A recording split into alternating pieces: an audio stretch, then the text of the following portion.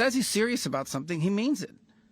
And this is something that was a direct threat to the national interest of the United States, and the president addressed it.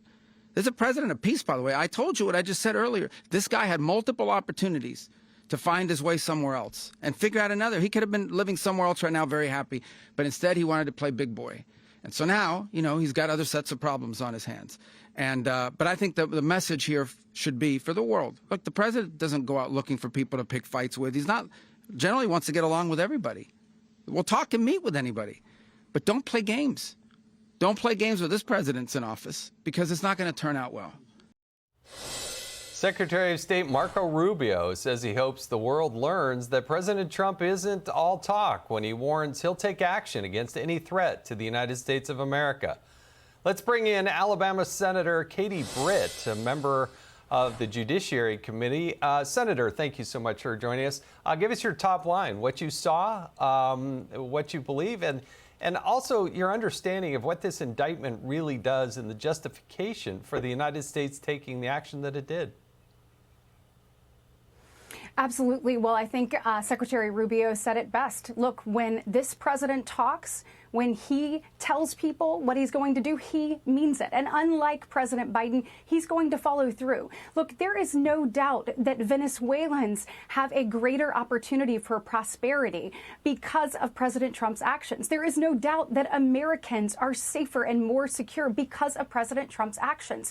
I am so grateful that we finally have a commander-in-chief that is willing to put the safety and security of this country first, put it front and center. And Jason, when you're thinking about the contrast from the previous administration, it couldn't be greater. Here you have President Biden, who was all talk and yet no action. If you remember less than a year ago, on January 10th, when you had Senate Democrats coming out and saying that this was a sham inauguration of Maduro, and you had them asking the Trump administration when they came into office to hold Maduro's feet to the fire, you also had President Biden raising the bounty to $25 million on Maduro's head. So it is really rich that you hear Democrats now saying, well, what's next? You actually wanted this to happen back when you were in charge, but you didn't have the moxie to get it done.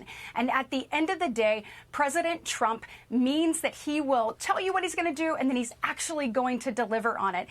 Look, I could not be more grateful for our men and women in uniform, our courageous military, and our law enforcement officers who perfectly executed the mission. This is yet again, we've seen a flawless execution of the most difficult mission, just like we saw in Operation Midnight Hammer under President Trump's leadership. So I am grateful that we are now learning what American strength is. We are seeing it in action, and gone are the days of talk. And now we're putting American safety and security first and foremost. And as for him having his day in court, he's going to have it, Jason, and justice will be served. I believe in that. And when you look at what happened to Jocelyn Nungary, when you look at what happened to Laken Riley, look, I can guarantee you that their parents wish that President Biden had the backbone that President Trump did, because their children may still be here today. So whether it is that or the actual narco terrorism that has ravished this country, I've sat in front of too many parents who lost their children either to a fentanyl poisoning or a drug overdose. And President Trump said, I'm not only going to talk about ending that, I'm going to do what it takes to make it happen. Your point about the victims and all this, it gets way overlooked. It's not as if these things hadn't taken place over quite a few decades. And you're right about President Biden, because at one point the bounty, if you will, or the reward for helping to identify and bring Maduro to justice was $15 million. But it was under Biden that they upped it to $25 million. I didn't hear any Democrat get mad at that. And when President Obama had his so-called kill list and he was taking people out by drone attack, I didn't hear the Democrats saying boo about, oh my gosh, where's the justice in all that? Donald Trump goes in and does it right with precision. No Americans harmed, no Americans killed, minimal damage.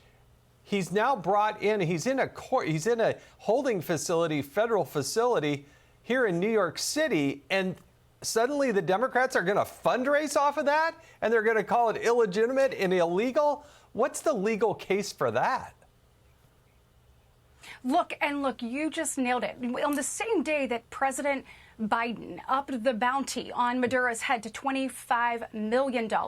He also gave blanket protections, extended them for Venezuelans that were here because he said he knew that that country was unstable. So when you see Kamala Harris come out today and say that we have now destabilized a region, she is actually talking out of both sides of her mouth, but nothing is new with that because she and her administration, the Biden-Harris administration, when she was the border czar, made sure that Venezuelans had blanket parole into this nation and actually created a program centered on them, expanded it, as you know, to Cuba and Honduras and Nicaragua, as well as Venezuela, waving them into our nation. So look, the proof is there.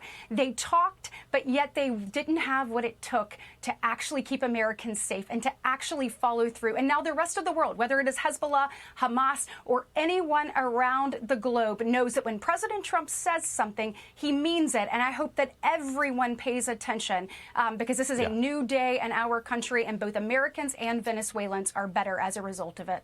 Yeah, the world is a safer place than it was just 48 hours ago. Absolutely. Senator Katie Britt, truly appreciate you joining us. Thank you. Hey everyone, I'm Emily Campagno. Catch me and my co-hosts Harris Faulkner and Kaylee McEnany on Outnumbered every weekday at 12 p.m. Eastern, or set your DVR. Also, don't forget to subscribe to the Fox News YouTube page for daily highlights.